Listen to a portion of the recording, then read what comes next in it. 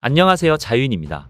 최근 국제 정세가 점점 더 양극화되어 가고 있습니다. 아시아와 우크라이나 전쟁으로 인해서 다시 한번 민주주의 진영과 사회주의 진영의 국가들이 나누어지며 그들끼리의 단합만이 이뤄지고 있는 상황입니다. 러시아는 과거 한국과의 경제적 교류가 많았기에 북한보다 오히려 한국에게 더 도움을 받고 주는 관계라고 보여지기도 했지만 우크라이나와의 전쟁 이후 북한은 러시아를 지원하고 한국은 우크라이나를 지원하면서 관계는 파탄이 나고 말았습니다. 그러면서 러시아는 극도로 한국이 우크라이나에게 지원하는 것에 대해 민감하게 반응했는데요. 특히나 포탄 문제가 컸습니다. 우크라이나에게 한국이 지원한 포탄은 유럽 전체를 합친 양보다 많았기 때문입니다. 유럽은 사실 이기적입니다.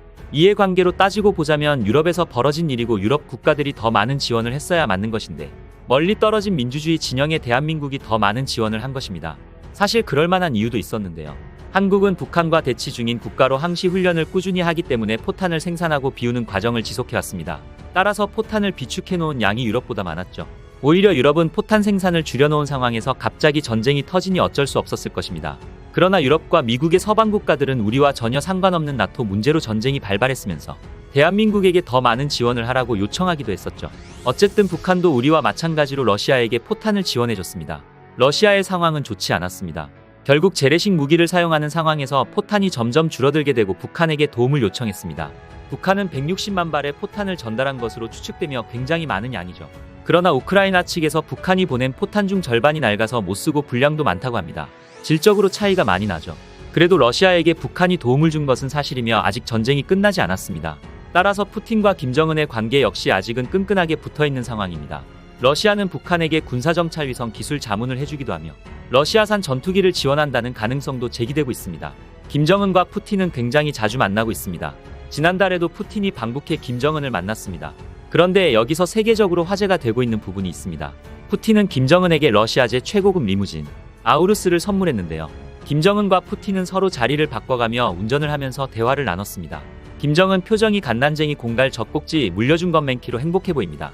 그런데 외신은 밝힌 한 가지 놀라운 사실이 세계적으로 화제가 되고 있습니다. 로이터 통신이 확인한 세관 기록에 따르면 러시아가 2018년부터 2023년까지 아우루스 차량과 오토바이 제조를 위해 최소 472억 원 상당의 장비와 부품을 수입했는데 이 중 한국 기업에서 들여온 장비와 부품이 215억 원에 달했다고 전했습니다. 로이터 통신은 이에 대해 북한 김정은이 자국의 주적이라고 부르는 한국에서 아우루스 부품의 상당수를 들여온 것이라 했습니다.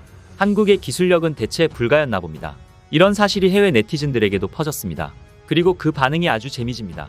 댓글들을 연속해서 살펴보겠습니다. 동지, 지금까지 우리는 무엇을 배웠습니까? 김정은은 젖은 김치 방귀를 뀌고 K-팝을 듣는다. 김정은은 부품이나 작업이 어디서 나오는지 별로 신경 쓰지 않는 것 같다. 둘 다 위선자야. 현대와 기아가 찢었다. 푸틴은 남한 스파이다. 러시아가 북한 부품으로 만들었다면 첫 오일 교환까지도 버틸 수 없을 것이다. 이런 반응들이 굉장히 많았고 김정은과 푸틴은 인터넷에서 많은 조롱을 당하고 있었습니다. 사실 이것 외에도 한국산 제품들이 북한에 이용되는 경우도 많은데요.